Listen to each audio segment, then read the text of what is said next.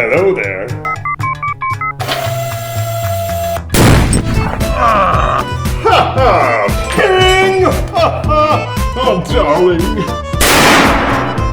C'est génial, ce truc.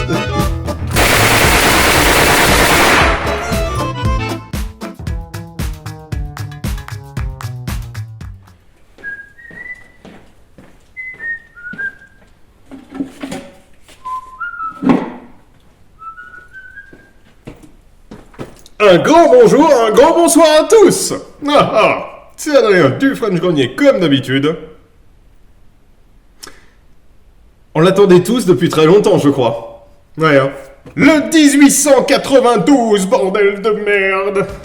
France, tes victoires flottent toujours plus haut.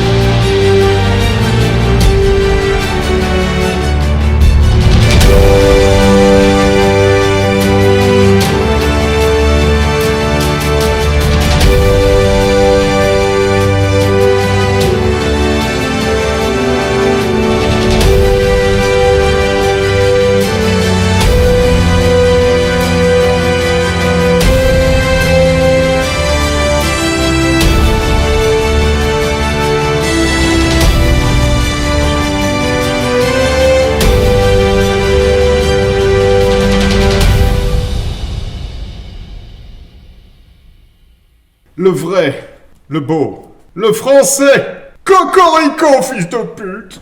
Oui, je suis très grossier, oui. Fabriqué à 350 000 exemplaires. C'est-à-dire qu'on pourrait presque tous en avoir, théoriquement. Entre 1894 et 1924, il remplace les 1873 et 1874. Il faut vraiment que je refasse un épisode sur ces deux-là. Je les aime. Et j'en ai de nouveaux depuis.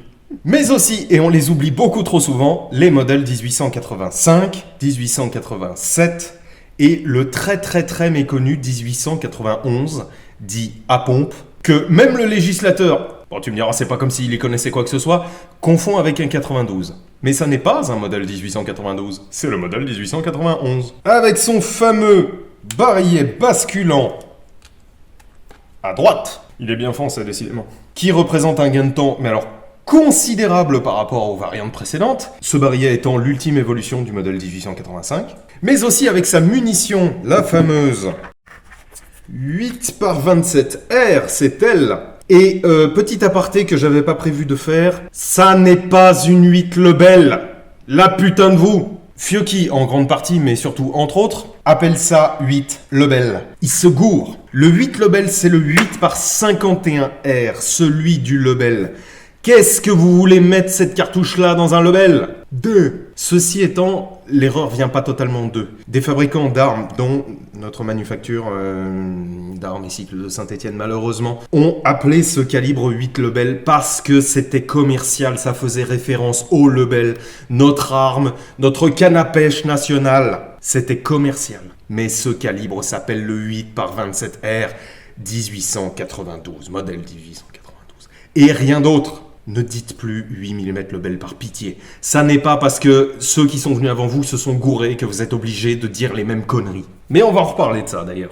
Bref, tout ça pour dire 8x27R qui est l'évolution ultime de la 8 mm NR qui a été développée, elle, pour le modèle 1887. Entre sa silhouette reconnaissable entre mille et sa munition ainsi que son rôle dans l'histoire, notamment dans l'histoire française, le 1892 c'est celui auquel tout le monde pense quand on dit revolver d'ordonnance.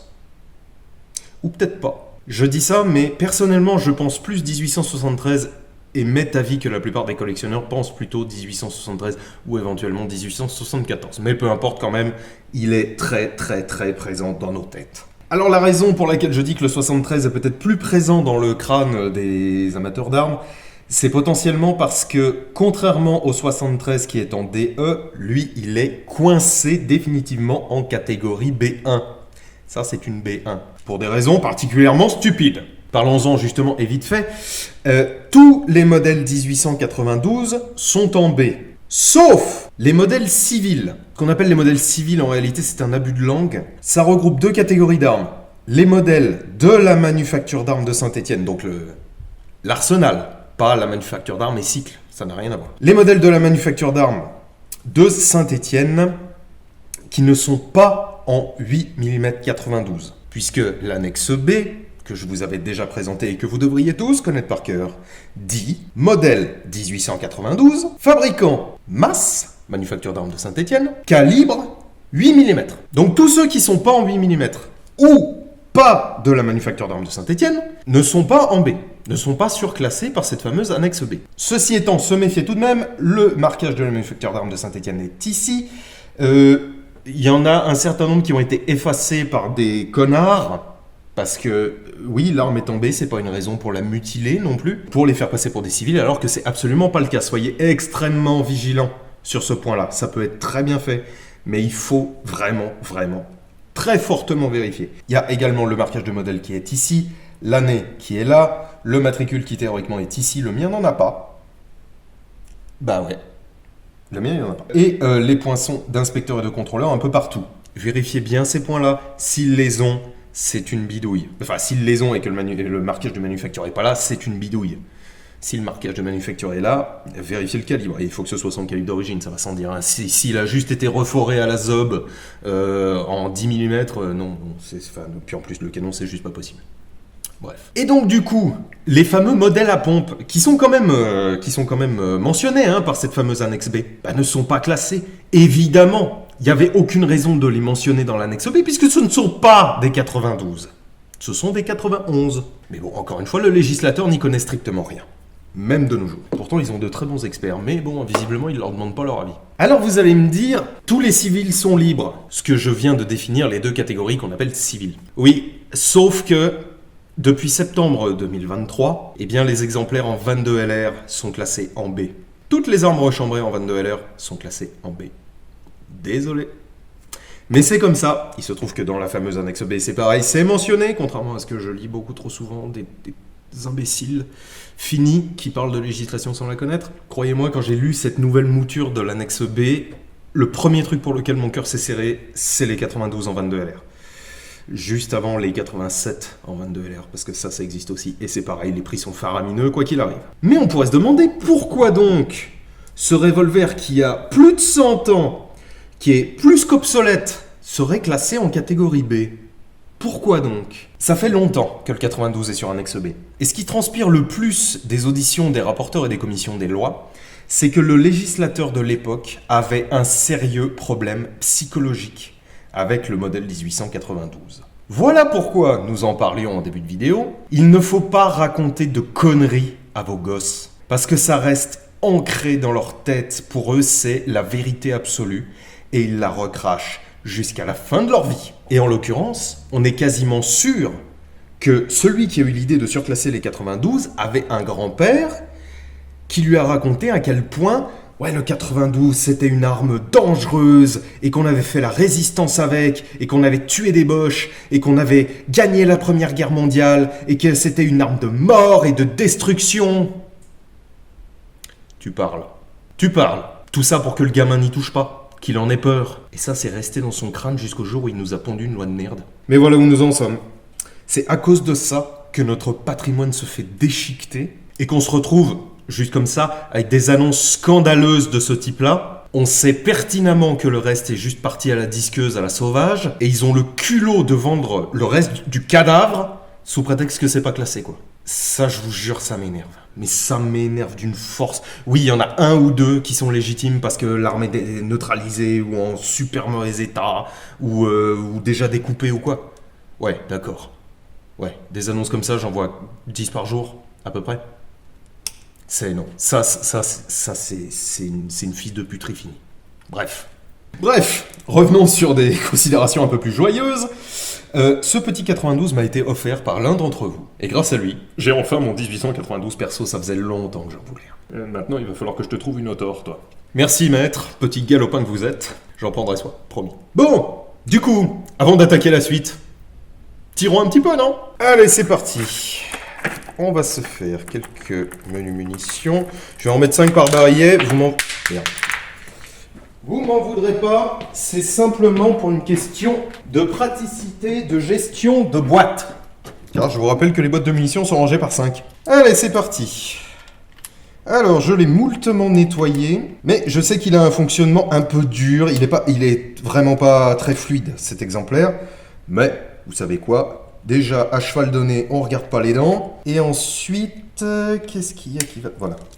Et ensuite, je ne vais pas me plaindre, j'ai une arme historique délicieuse. Alors, c'est parti. Commençons déjà à une main. Ponk.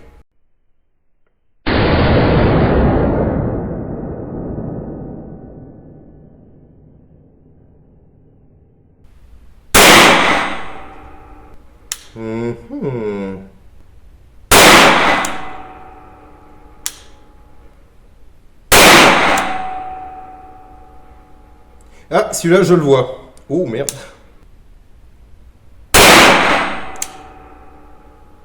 Oh, merde, mais il se passe quoi, là ouais, alors j'ai merdé les deux derniers, là, je sais pas pourquoi. Après, il a une détente qui est vraiment... pas terrible de chez pas terrible. Donc, comme vous pouvez le voir, il y a un extracteur collectif, ce qui est extrêmement pratique. Ça permet juste de dégager, eh bien, toutes les douilles d'un coup. Alors, attendez. On se fait un deuxième barillet. J'ai beaucoup à vous dire aujourd'hui. Attention, vidéo d'1 heure en approche. Qui sait? C'est possible, hein. Quand je pense que j'ai réussi à tenir presque 1 heure sur le gras et plus d'1 heure sur le P08. Mais je vais quand même essayer à 2 mains, histoire de voir si c'est ça qui déconne ou pas. Alors, il est un petit peu haut sur la main. La poignée s'arrête vraiment assez bas. Mais malgré tout, c'est une super prise en main. Il est un peu fin, hein. Faut pas avoir de très grandes mains.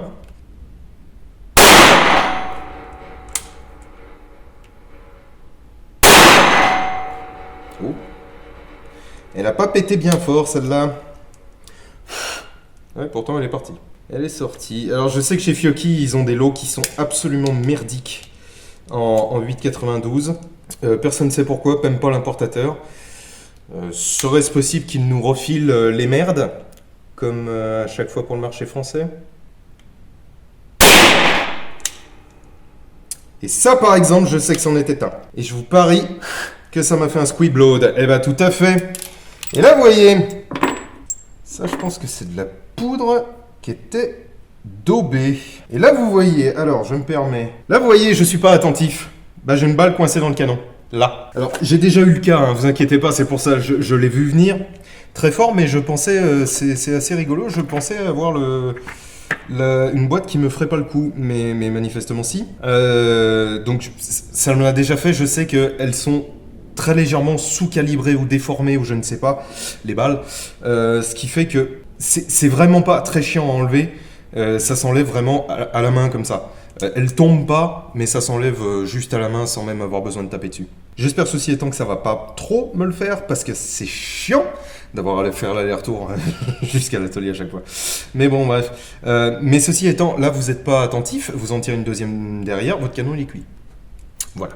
Donc je reviens tout de suite. Voilà, je l'ai.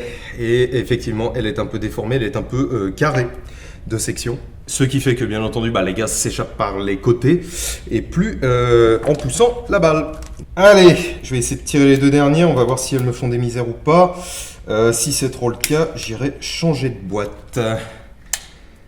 Alors, suivant. Ponk.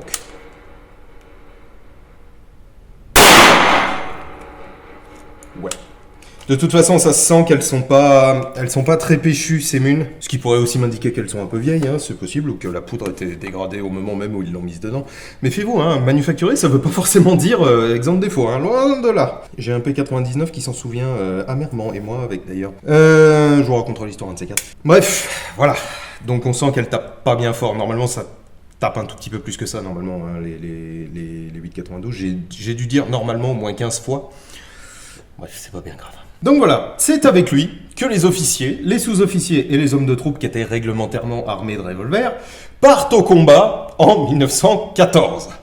Enfants de la France, tenez nos campagnes jusqu'à la mort. Tout au long de la Première Guerre mondiale, ce sera l'arme d'ordonnance, mais aux côtés d'autres. C'est-à-dire, on s'est vite rendu compte, et les officiers se sont vite rendus compte, et les hommes de troupe également, que le 1892 était un petit peu à la traîne par rapport à déjà ce qu'il y avait en face. Je rappelle qu'en face, il y avait quand même beaucoup de semi-auto, donc avec un revolver, c'était peut-être pas le top du top, même si encore une fois, c'était pas fondamentalement une arme de combat de tranchée, c'était plutôt une arme de nettoyage de tranchée ou de défense en cas de gros problèmes. Mais malgré tout, c'était un petit peu à la traîne, ce qui fait qu'il a été accompagné, remplacé, par d'autres armes, style, ma foi, les 92 espagnols, déjà, qui étaient dans des calibres un peu plus péchus, les rubis, bien entendu, et les stars à partir de 1915. On le retrouve aussi, évidemment, après-guerre, entre les deux guerres, Donc dans la période d'entre-deux-guerres. c'est pratique. Théoriquement remplacé par les modèles 1935 et 1935S, en fait non. Il continuera à servir loyalement l'armée française en 1940, puis dans l'armée d'armistice, mais aussi en Indoche et en Algérie. Parce qu'il se trouve que les 35 et 35S, puis ensuite les Mac 50, étaient quand même peu répandus, mine de rien. Ils n'étaient pas distribués aussi massivement que le 92, dont on avait encore des réserves colossales. Évidemment, pendant la guerre, on le retrouvera aux mains de la résistance. Des armes de prise étaient refinies et marquées par le War Department anglais, parkérisées. Quand je dis refinies, ça veut dire parkérisées. Puis parachutées, bien entendu, en France pour qu'ils aillent zigouiller des Allemands. Allemands qui, eux-mêmes, ont capturé un certain nombre de modèles 1892. J'ignore s'il y en a vraiment eu beaucoup dans la Wehrmacht, et j'ignore même si je pourrais vous trouver une photo d'un Allemand avec un 92, mais peut-être, qui sait.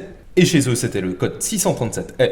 Ensuite, après-guerre, bien entendu, il a armé la gendarmerie et la police. Et à partir de 1962, date à laquelle il est officiellement mis définitivement à la retraite, on les refourgue aux convoyeurs de la Brinks, qui seront donc armés de ça face à des voyous nettement mieux calibrés.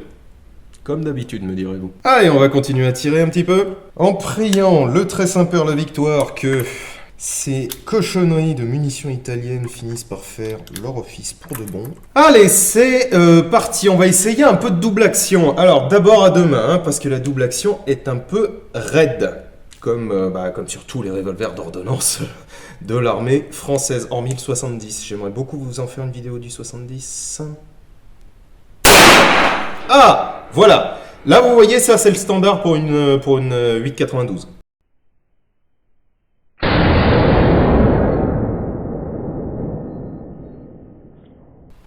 Là, ça tamponne un peu. Là, non.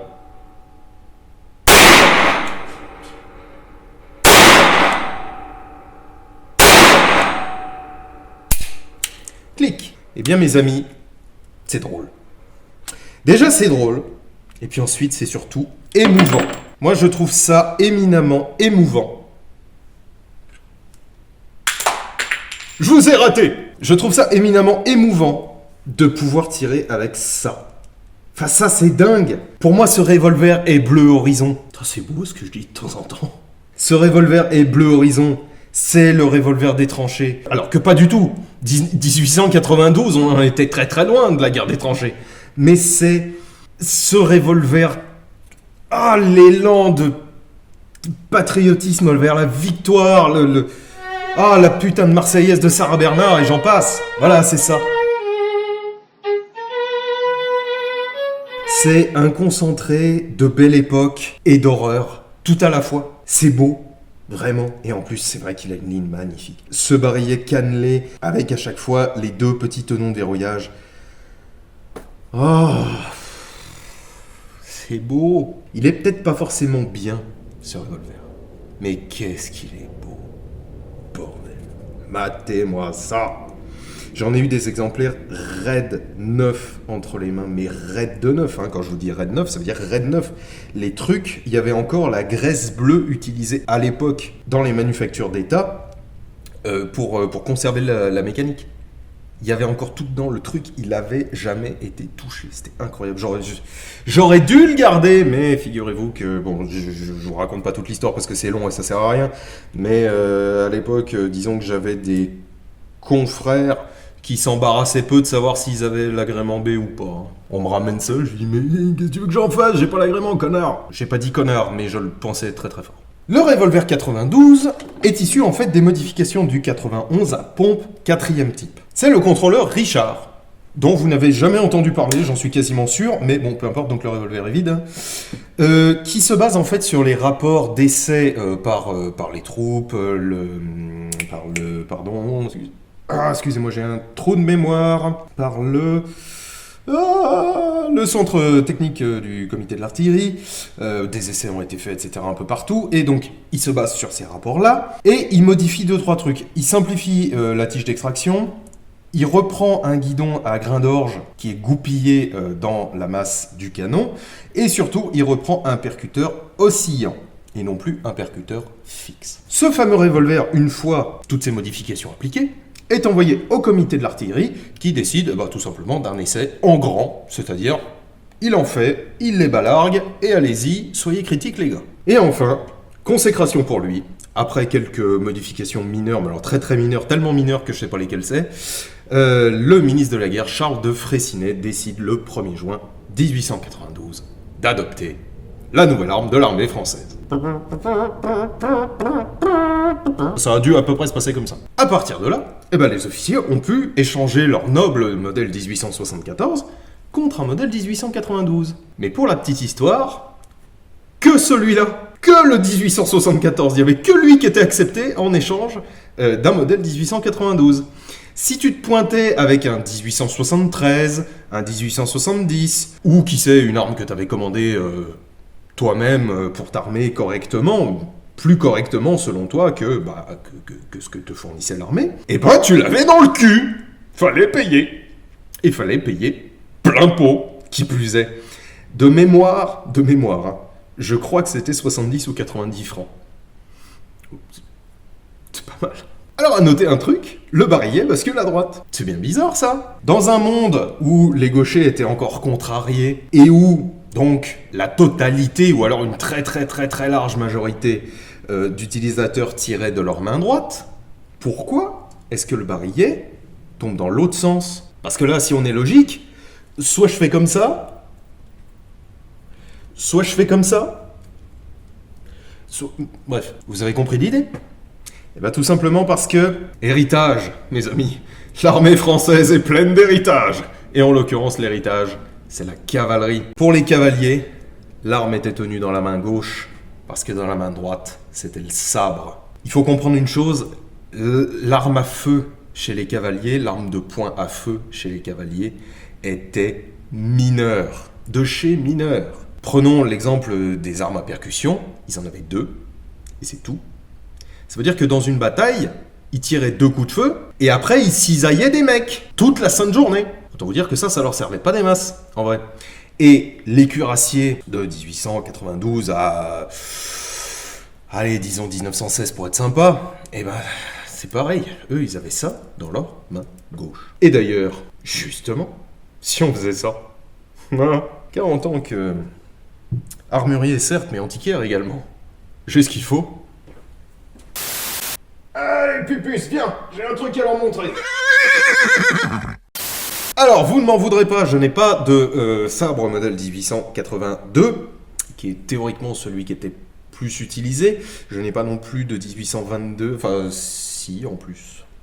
Fuck. Enfin bon, bref, tout ça pour dire que j'ai sorti un 96 de fourbisseur, qui plus est, qui est en vente, si jamais. Mais c'est juste pour essayer, peu importe le sabre, pourvu qu'on ait l'ivresse.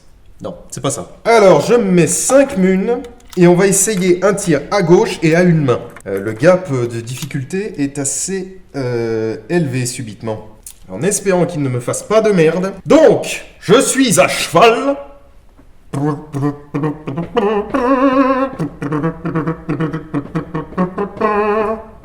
Je crois que je pourrais faire ça toute la journée, c'est trop drôle. Bref. Taillons. Et merde. Squiblood. Nous disions donc... Taillot, tout ça. Taillot.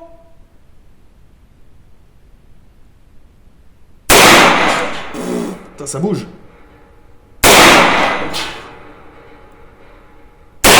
Il faut vous imaginer ça en plus au galop, hein. Non, je vais pas faire ça.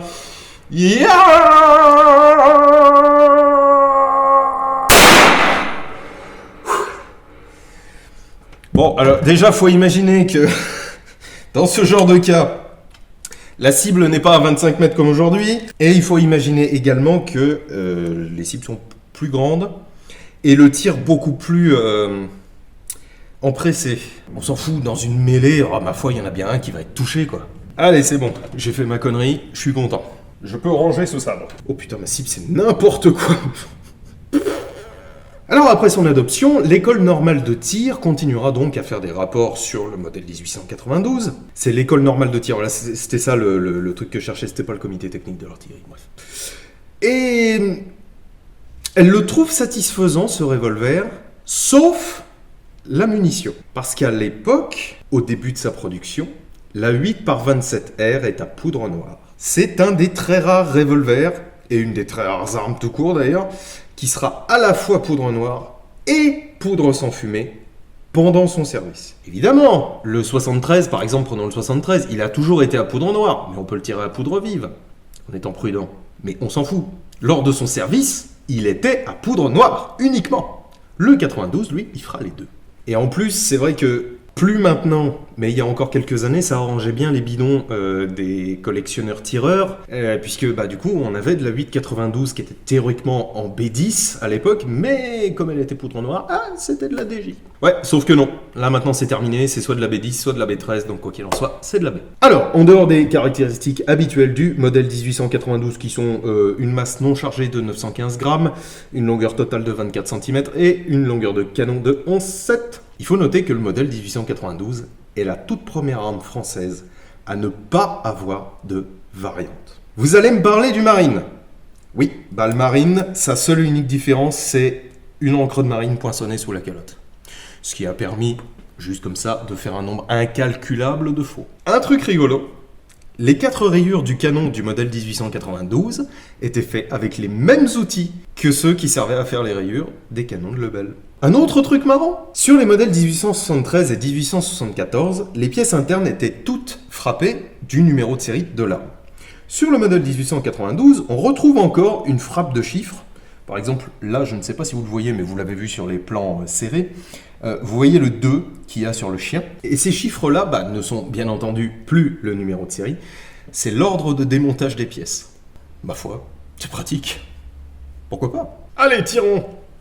Tirons. Ça, c'est vraiment nawak, cette cible-là. En même temps, je crois que c'est les 1, 2, 3, 4, 5, 6... C'est les 30 premières munitions que je lui fais passer à lui, hein, donc...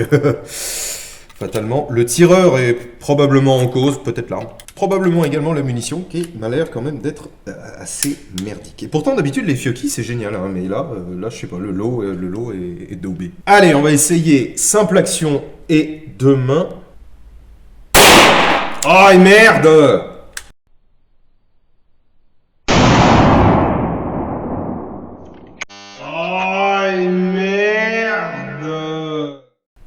Quand t'as envie de chier sur la route et que t'es en train de perdre la batterie. Putain, j'ai trouvé les golden bullets de la 8 mm 92. Nous disions...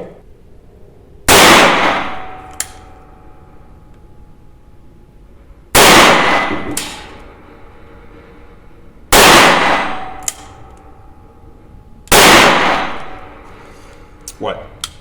Je vous dis pas que c'est fondamentalement le revolver que je préfère tirer, mais on ne peut qu'avoir énormément de respect et de tendresse pour ce vieux papy là qui nous a... Je sais pas s'il nous a offert tant de gloire, parce que je doute que beaucoup de victoires aient été faites avec son aide, mais quand même, bon merde, voilà, c'est le revolver de la victoire. C'est celui qu'on avait quand on a vaincu. Ouais. Et si on parlait rapidement des accessoires? Ouais, parlons-en. Je sais que, tout comme moi, il y a des psychopathes des accessoires parmi vous. Commençons par les étuis. Donc ce qu'on appelle des holsters quand il s'agit d'armes américaines ou modernes. Mais en l'occurrence, on va dire étui, car c'est sa dénomination officielle, n'est-ce pas? Le premier étui du modèle 1892, c'est l'étui jambon du modèle 1874. Tout ne peut pas être prêt à l'heure tout le temps. Seulement voilà, l'étui du modèle 1874, fait pour le modèle 1874, beaucoup plus gros que le modèle 1892, et l'étui est également trop grand. Ce qui fait que le 92 il flotte, et que ses munitions flottent dans les alvéoles faites pour la 11 mm 1873-90. Du coup, on lui modifie ses alvéoles pour que les 8 mm 92 arrêtent de flotter dedans. En 1909, on modifie une dernière fois le jambon. On supprime les alvéoles individuelles de chaque munition pour mettre des alvéoles rectangulaires beaucoup plus grandes, destinées, si vous me donnez une demi-seconde pour que je la sorte, destinées à accueillir ces magnifiques paquets de cartouches en laiton. À l'origine, ce sont des paquets de 12 munitions, puis finalement, ce seront des paquets de 6. A noter que ces paquets laiton, je suis un petit peu de mauvaise foi, sont réservés en réalité à la marine. Pour ce qui est de l'armée de terre, ma foi, ils avaient des paquets tout pourris en papier, mais qui sont quand même assez beaux. Mais franchement, c'est magnifique. En plus, c'est marqué dessus 6 cartouches étanches pour revolver modèle 92. Ah, c'est beau. Regardez. Oh là là, c'est sublime. Figurez-vous que ça, là, ce paquet de cons, ça a été un de mes fantasmes de collection pendant super longtemps, et je l'ai acheté, je sais plus, il y a 2 semaines. J'ai attendu presque 15 ans pour avoir un de ces paquets. Oh là là, qu'est-ce que t'es beau. Ne me demandez pas, j'ai des tocs de temps en temps. Alors, il y aura d'autres modifications du jambon encore après ça, mais passons, on n'a pas toute la journée pour la charcuterie, et en plus, les véganes vont finir par râler. En 1916 arrive l'étui simplifié. C'est lui. L'étui simplifié qui n'a plus un rabat bombé comme le jambon, et donc qui perd son appellation de jambon, qui a un rabat souple et plat, doté d'une pochette tout à fait classique et tout à fait normale, de 3 grandes alvéoles pour paquet de munitions, de 2 crochets pour le brelage et d'un passant de ceinturon. A noter aussi l'étui simplifié marine. Voilà, j'en ai un qui ressemble, mais en fait je me suis rendu compte qu'il était de fabrication US, donc non, peut-être pas. J'allais pas vous montrer ça quand même. J'ai un certain respect pour vous. Et pour finir sur les étuis, à noter qu'à partir de 1916, il y a eu cette variante-là, que je trouve très très belle franchement, en toile et en basane. C'est...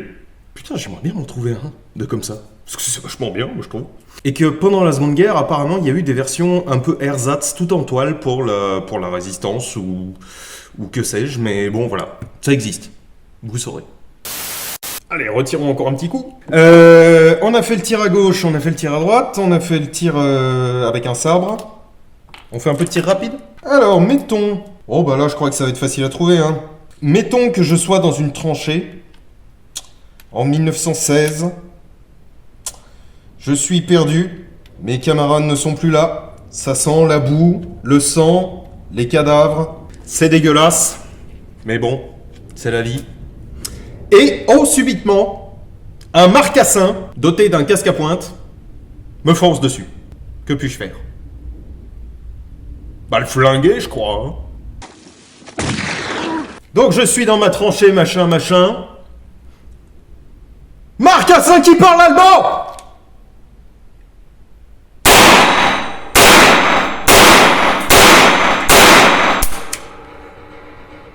J'ai été tellement long, bordel!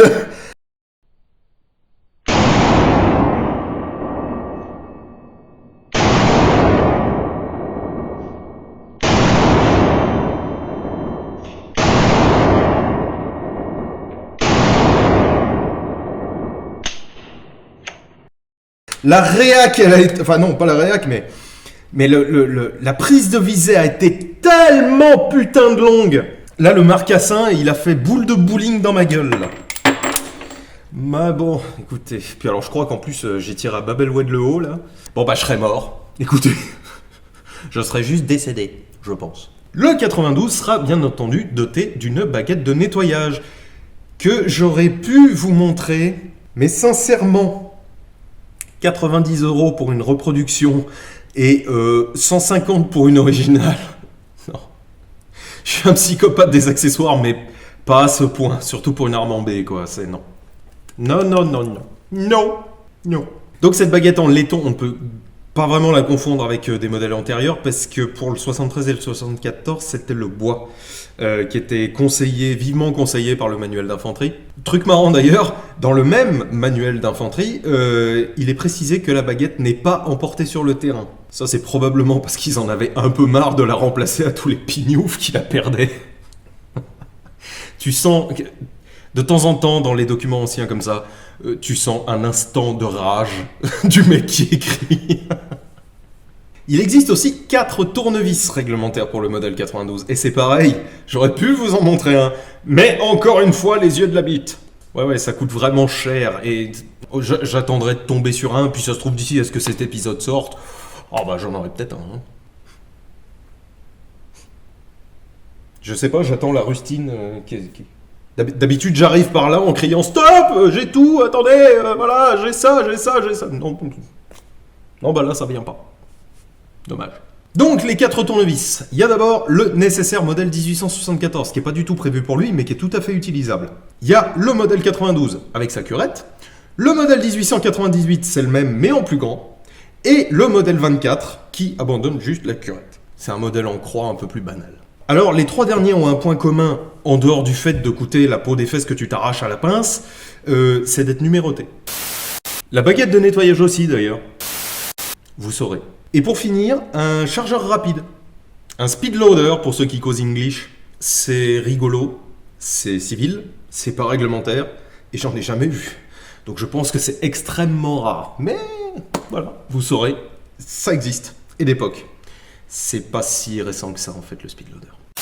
Et enfin, car j'avais oublié d'en parler, la Dragonne, bien entendu.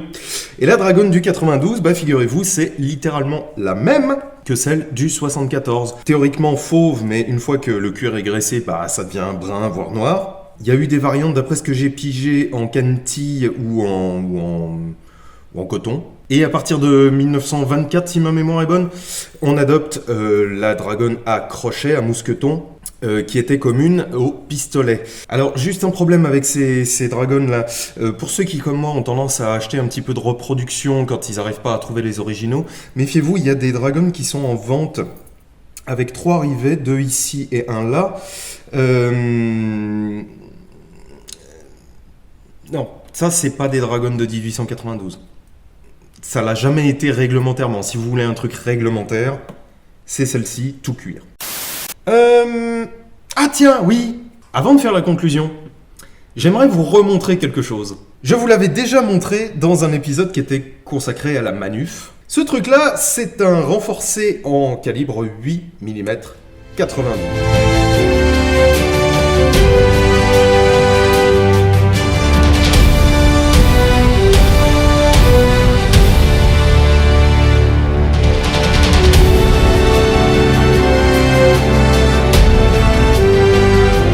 Et malheureusement,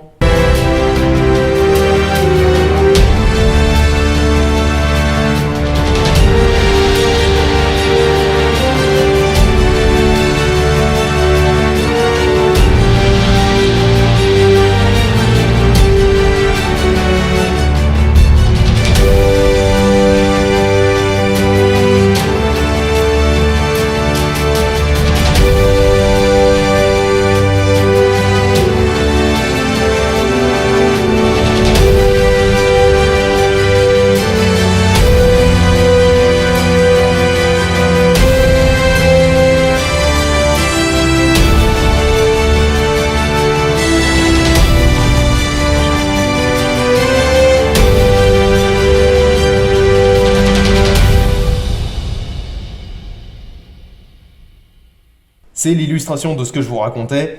Il est noté carte Lebel, cartouche Lebel.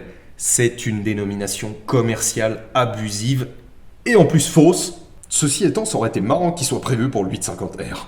Alors oui, au fait, 851R, je pense que je l'avais déjà dit, mais je le redis juste au cas où. 851R, c'est une appellation CIP qui veut rien dire. C'est 850R, le 8 Lebel. Voilà, c'était juste comme ça. Je l'ai re-ramené, ça faisait fort longtemps, et surtout je lui ai remis sa crosse d'origine. Ça faisait fort longtemps que je l'avais pas sorti, et donc je vais tirer un peu avec, puisque j'ai de la 892, hein, donc je vais me faire plaisir. Et on va voir si c'est mieux ou moins bien, je ne saurais dire si c'est mieux ou moins bien, mais ce que je sais c'est que ça va être moins facile en tout cas. Bon là a priori ça ne me squiblaudera pas. Ah puis en plus c'est un barillet de 5, c'est pratique ça. Ça ne me squiblaudera pas, puisque bon, quand même, vu la longueur du canon, faut peut-être pas exagérer. Alors, allons-y joyeusement. Alors, je tiens à préciser que je tiens la crosse à 1 doigt et demi. En 8,92. Ça va me déglinguer, je le sens.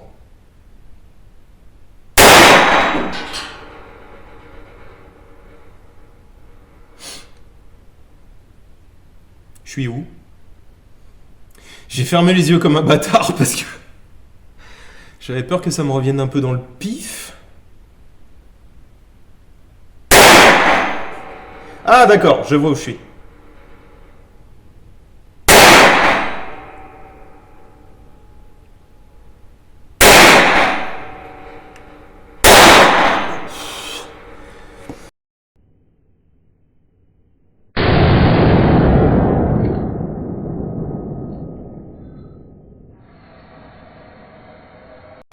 Ouais, ça bouge un peu, hein. J'ai la crosse imprimée dans la main. Est-ce qu'il m'en reste? Non. Écoutez, je ne sais pas. Ah, c'est moins pratique. Oui, il n'y a pas photo, c'est moins pratique. Bon, il y a du poids sur cette queue de détente, mais pas autant qu'on pourrait s'y attendre sur un truc de cette gamme-là. À mon humble avis, il doit y avoir 3 ou 4 kilos. Ce qui n'est pas excessif non plus. Je vois rien. Oh ça va. Ça va en vrai, hein. Alors je sais pas si c'est un coup de bol ou pas, mais pour un truc comme ça, c'est pas un carton dégueu, moi je trouve, hein. Ah bah c'est les dernières. Écoutez, on va en faire 3 avec celui-là. Et puis nous ferons les 2 dernières avec ce noble et vénérable 1892 que j'ai eu tant de plaisir à vous montrer aujourd'hui. Vraiment, je me suis éclaté. Ah, ça va faire partie des épisodes. Voilà. Tiens. Bon. Ah bah tiens, et si j'essayais de faire un petit tir de réaction avec celui-là? Parce que ça, c'est plus un truc de défense, hein, du coup, bien entendu. Attention. Donc c'est vendu, hein, bien entendu, par la manufacture d'armes et cycles de Saint-Étienne, comme étant un truc de défense, hein, plutôt. Donc ça se tient, on va dire. Attention. Alors, du coup, je suis plus dans ma tranchée. Je suis revenu à la vie civile. Et là, j'entends... Eureka! Mais ça sent le marcassin allemand. Ah! Merde! Et squibload. Much later. Bon, alors nous disions Deutsche Marcassin. Donc, qu'est-ce que je disais? Ah oui, j'entends... Eureka! Ah! Un marcassin Fritz!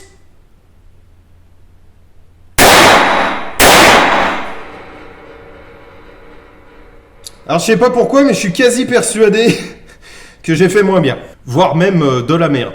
Mais bon, c'est pas grave. Bah décidément, je suis mort 2 fois quoi en fait. Une fois en 1916 et une fois en 1919. J'ai vraiment pas de chance. Bon bref, voilà. C'est rigolo. Ça m'a fait plaisir de vous le présenter. Allez, finissons sur une touche, j'espère, d'espoir. Voici 2 chambres parfaitement approvisionnées. Le monteur a mis une image de meuf sexy dans une chambre, c'est ça? Qu'est-ce que vous voulez que je vous dise? Finissons à une main, comme les vrais. Non. Et à une main en double action, comme les vrais. Non. Oh yeah.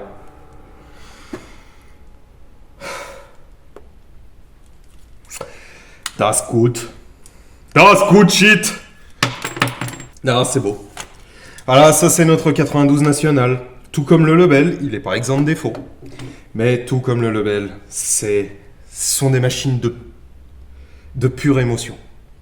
De pure nostalgie. Enfin, non, faut pas être nostalgique de la Première Guerre mondiale, hein, ça va sans dire. Mais bon, de la belle époque, on l'appelle pas la belle époque pour rien, même s'il y a encore un peu de typhus, un peu de choléra, un peu de machin et un peu de MST un peu partout. Mais bon, hein. C'est malgré tout. Il y avait des trucs chouettes. Ah. Et on savait faire des armes, mon Dieu. Qu'est-ce qu'on savait faire des armes, c'est beau. Figurez-vous, juste pour conclure, que moi, le 1892, je l'ai découvert étant gamin dans un film qui s'appelle Les Fragments d'Antonin. Alors, je sais pas si vous connaissez, parce que putain, c'est vieux sa mère. Enfin, c'est vieux sa mère. Non, ça doit dater des années 2000, je pense. Mais il est un peu passé inaperçu et même parmi les grands amateurs, il est passé un peu inaperçu, ce truc. Et il y a une scène extrêmement forte, je trouve, où il y a un officier un peu zélé qui envoie tout le monde à la charge, et il y a un soldat qui veut pas y aller, qui s'effondre sur place parce que, aux surprises, les gens ont peur. Tous les humains ont peur, c'est naturel. Et lui, il a très peur, et il finit avec une balle de 1892 en pleine tête. Soldats, pour la patrie et nos enfants, en avant!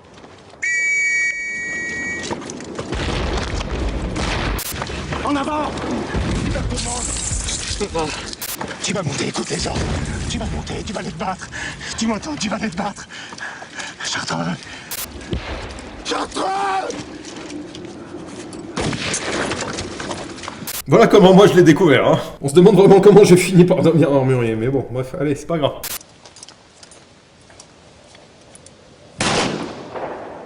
Ça a vraiment été un grand plaisir de pouvoir vous montrer ce truc-là. Grand merci encore une fois au petit coquin qui me l'a offert. Je vous rappelle que vous n'êtes pas obligé de m'offrir des trucs, hein, mais bon, ça fait toujours plaisir, n'est-ce pas? Bon, voilà, le 92, qu'est-ce que c'est beau. Merci aux abonnés, merci à tous les nouveaux, vous êtes beaucoup. Voilà, je pense qu'on aura dépassé les 15 000, à l'heure où je parle c'est pas encore le cas, mais on n'en est pas très loin. Merci à tous, vous me faites plaisir. Bienvenue à la maison. N'hésitez pas à regarder, même quand Vous vous dites que ça va être pourri, parce que de temps en temps j'arrive à faire des trucs bien avec des trucs qui vous intéressent pas. Merci aux tipeurs. Je rappelle, juste comme ça, vous n'êtes vraiment pas obligé de donner du pognon. Je réclame rien à personne, je me débrouille. Mais quand vous voulez soutenir la chaîne, vous pouvez. Ça fait plaisir. Du mieux que vous pouvez, hein. Encore une fois, voilà, c'est la crise pour tout le monde, on est d'accord. Merci, merci à tous. Si vous n'êtes pas abonné, abonnez-vous. Parce que ça fait plaisir, déjà. Et ensuite parce que, visibilité, tout ça. Commentez, racontez-moi des conneries. Ça fait toujours plaisir, et pareil, visibilité. Non. Et puis, on se dit à samedi prochain. Mangez des légumes, buvez de l'eau. Ciao et cocorico, bordel de merde. Ouais, attendez. J'avais oublié, je les avais dans la poche, je viens seulement de les sentir. À noter qu'il y a eu deux variantes de munitions à blanc, de 8 mm 92 à blanc, faites par la SFM. Voilà. C'est tout.